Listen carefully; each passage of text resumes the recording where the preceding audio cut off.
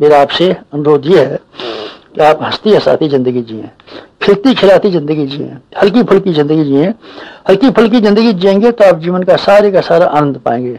अगर आप घुसेंगे तो आप नुकसान पाएंगे। आप अपने कर्तव्यों को पूरा करने के लिए जिंदगी को जिए, हंसी खुशी से जिए, बहुत महत्व न दें, किसी अपने कर्तव्य की उपेक्षा भी न बरतें, लेकिन इतने ज्यादा मशगूल ना हो किसी काम में कि आप उसको अत्यधिक महत्व देने लगे और अपनी शांति खो बैठे। हमें मालिक की जिंदगी जीनी चाहिए, मालिक की नहीं। मालिक की जिंदगी में बहुत भारीपन है और बहुत कष्ट है। मालिक की जिंदगी केवल रखवाली की तरीके से, चौकीदार की तरीके से अगर हम जिए तो हम पाएंगे जो कुछ भी कर लिया हमारा कर्तव्य ही काफी था। मालिक को चिंता रहती है सफलता मिली नहीं मिली, मालिक को इतनी चिंता रहती है कि अपने कर्तव्य और फर्ज पूरे किए कि नहीं किए। दुनिया में रहें, काम दुनिया में करें, पर अपना मन भगवान में रखें, अर्थात उच्च उद्देश्य और उच्च आदर्शों के साथ जोड़ रखें। कमल का पत्ता पानी पर तैरता तो है लेकिन डूबता नहीं है। हम दुनिया में डूबे नहीं, हम खिलाड़ी की तरीके से जिए, हार जीत के बारे में बहुत ज्यादा चिंता न करें। हम अभिनेता की तरीके से जिए, हमने अपना पार्ट प्ले ठीक तरीके से किया कि नहीं किया, हमारे लिए इतना ही संतोष बहुत है। ठीक है, परिणाम नहीं मिला तो हम क्या कर सकते हैं? बहुत सी बातें परिस्थितियों पर निर्भर रहती हैं। परिस्थितियां हमारी अनुकूल नहीं रही तो हम क्या कर सकते थे? कर्तव्य हमने अपना पूरा किया, बहुत हमारे लिए बहुत। इस दृष्टि से अगर आप जिएंगे तो आपकी खुशी को कोई छीन नहीं सकेगा और आपको इस बात की परवाह नहीं मिलेगी कि जब कभी सफलता मिले तब आपको प्रसन्नता हो। 24 घंटे आपको खुशी से जीवन जी सकते हैं। जीवन की सार्थकता और सफलता का यही तरीका है। आप मुनीम की तरीके से जिए, मालिक की तरीके से नहीं। आप बंदी रह के कैदी से अपने आप का मुकाबला करें कि जिसका घर कहीं और है, जेल में रहता तो है, अपने काम भी पूरे करता है, पर याद अपने घर वालों की बनाए रखता है। सैनिक सेना में काम तो करता है पर अपने घर वालों का भी ध्यान रखता है। हम अपने घर वालों का भी ध्यान रखें, अर्थात भगवान का भी ध्यान रखें। जिस लोक के हम निवासी हैं, जिस लोक में हमको जाना है उसका भी ध्यान रखें। इस लोक में हम आए हुए हैं, ठीक है, यहाँ के भी कई कर्तव्य जिम्मेदारियां हैं, उसको जिम्मेदारियों की तरीके से पूरा करें, लिप्त न हो जाए, उसकी चिंता में डूब नहीं जाए, तो हमारे लिए जीवन की सार्थकता बन सकती है। साधकों में से कई व्यक्ति हमसे ये पूछते रहते हैं क्या करें क्या करें क्या करें। मैं उनमें से हर एक से कहता हूं ये मत पूछो, बल्कि ये पूछो क्या बने क्या बने क्या बने। अगर आप कुछ बन जाते हैं तो वो करने से भी ज्यादा कीमती है, पर जो कुछ भी आप कर रहे होंगे वो सब सही हो रहा होगा। आप सांचा बनने की कोशिश करें। अगर आप सांचा बनेंगे तो जो भी गीली मिट्टी आपके संपर्क में आएगी आपकी तरीके से, आपकी ढंग के शक्ल के खिलौने बनते हुए चले जाएंगे। आप सूरज बने, आप चमकेंगे और चलेंगे, तो उसका परिणाम क्या हुआ? जिन लोगों के लिए आप करना चाहते हैं वो आपके साथ साथ चलेंगे और चमकेंगे। सूरज के साथ में 9 ग्रह और 32 उपग्रह हैं, ये सब के सब लोग चमकते हैं और साथ साथ चलते हैं। चूंकि सूरज चलता है, हम चले, हम प्रकाशवान हो, हम देखेंगे कि जिस जनता के लिए हम चाहते थे हमारा अनुगामी बने और हमारी ये नकल करे, आप देखेंगे कि आप चलते हैं तो दूसरे लोग भी चलते हैं। आप स्वयं नहीं चलेंगे और ये अपेक्षा करेंगे कि दूसरे आदमी हमारा कहना माने, मुश्किल बात है। आप गलें और वृक्ष बने, तो वृक्ष बनकर के अपने जैसे असंख्य बीज आप पाएं कि अपने भीतर से पैदा कर डालें। हमको बीजों की जरूरत है, हम बीज आइए, बीज बनिए, बीज आइए, बीज लाइए। कहाँ से बीज आएंगे? आप गलिए, वृक्ष बनिए और अपने भीतर से ही फल पैदा कीजिए और प्रत्येक फल में से ढेरों के ढेरों बीज पैदा कीजिए। लीजिए, बन गए तैयार। अपने भीतर से क्यों नहीं बीज बनाए?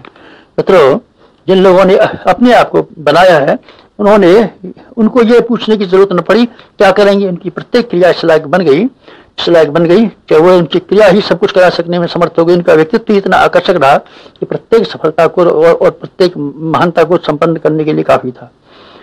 रामदास के शिष्य, सिखों के गुरु रामदास जी के शिष्य अर्जुन देव जी थाली बर्तन साफ करते थे। उन्होंने अपने को आपको अनुशासन में डालने का प्रयत्न किया था और जब उनके गुरु ये तलाश करने लगे कि हमको कौन सा शिष्य को अपना उत्तराधिकारी बनाया जाए, सारे विद्वानों की अपेक्षा, सारे नेता और दूसरे गुण वालों की अपेक्षा उन्होंने अर्जुन देव को चुना। उन्होंने ये कहा, उनके गुरु रामदास जी ने, कि अर्जुन देव ने अपने आप को बनाया है और बाकी आदमी ये इस कोशिश में लगे रहे हम दूसरों से क्या कराएं और स्वयं क्या करें। जब होना ये चाहिए था कि अपने आप को बनाना चाहिए था। अर्जुन देव ने न कुछ किया था न कराया था, केवल अपने आप को बना लिया था। इसलिए उसके गुरु ने यह माना ये सबसे अच्छा आदमी है। सब ऋषियों ने अपने आप को बनाया था। उनके अंदर तप की संपदा थी, ज्ञान की संपदा थी। फिर बस जो कोई भी जहाँ कहीं भी रहते चले, जो कुछ भी काम उन्होंने कर लिया वही महानतम श्रेणी का उच्च स्तरीय काम कहलाया। अगर उनका व्यक्तित्व घटिया होता तो फिर बात कैसे बनती। गांधी ने अपने आप को बनाया, हजारों आदमी के पीछे चले। बुद्ध ने अपने आप को बनाया हजारों आदमी के पीछे चले। हम अपने भीतर चुंबकत्व पैदा करें। खदाने हैं के अंदर जो लोहे के कण और धातुओं के कण जमा हो जाते हैं, उसका कारण यह है कि उसके जहाँ कहीं भी खदान होती है वहाँ चुंबकत्व रहता है। चुंबकत्व से छोटी छोटी चीज़ों को खींचता रहता है। हम अपनी क्वालिटी बढ़ाएं, हम अपना चुंबकत्व बढ़ाएं, हम अपना व्यक्तित्व बढ़ाएं। बस ये सबसे बड़ा करने के लिए काम है। समाज की सेवा करेंगे, हाँ ठीक है, वो भी आपको करनी चाहिए, पर मैं ये कहता हूँ कि समाज की सेवा से भी पहले और ज़्यादा महत्वपूर्ण इस बात को आप समझें कि हमको अपनी क्वालिटी बनानी है। कोयले और हीरे में रासायनिक दृष्टि से कोई फर्क नहीं। कोयले का ही प्रस्तुत रूप हीरा है। खनिज में से जो धातुएं निकलती हैं कच्ची होती हैं, लेकिन जब पका करके ठीक कर ली जाती हैं और साफ सुथरी बना दी जाती हैं तो उन्हीं धातुओं का नाम स्वर्ण, शुद्ध स्वर्ण हो जाता है। इसी का नाम फौलाद हो जाता है। फौलाद हो जाता है। हम अपने आप को फौलाद बनाएं, अपने आप की सफाई करें, अपने आप को धोएं, अपने आप को प्रसिद्ध करें। इतना कर सकना अगर हमारे लिए संभव हो जाए तो समझना चाहिए आपका इस सवाल पूरा हो गया कि हम क्या करें, नहीं क्या ये करें कि आप अच्छे बने।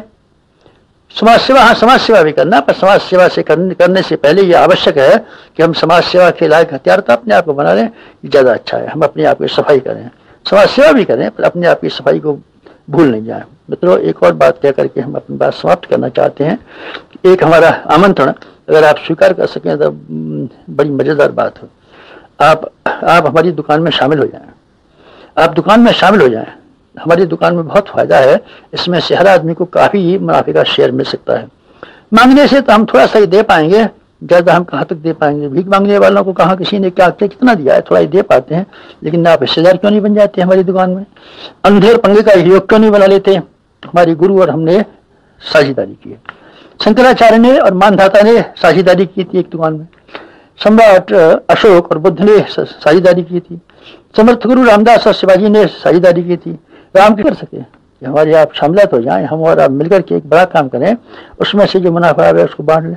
अगर आप इतना हिम्मत कर सकते हो और ये विश्वास करते हो कि हम प्रामाणिक आदमी हैं, तो जिस तरीके से हमने और अपने गुरु की दुकान में साझा कर लिया है, आप आएँ और हमारे साथ साझा करने की कोशिश करें।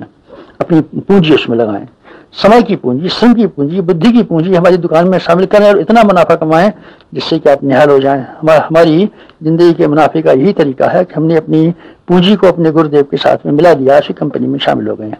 हमारे गुरुदेव हमारे भगवान की कंपनी में शामिल हैं, हम अपने गुरुदेव की में शामिल हैं। आप में से हर एक को आह्वान करते हैं, अगर आपकी हिम्मत हो तो आप आएँ, हमारे साथ जुड़ जाएं और जुड़ करके हम जो लाभ कमाएंगे भौतिक और आध्यात्मिक, उसका इतना हिस्सा आपके हिस्से में मिलेगा कि आप धन्य हो सकते हैं और निहाल हो सकते हैं उसी तरीके से कि जैसे कि हम धन्य हो गए और निहाल हो गए।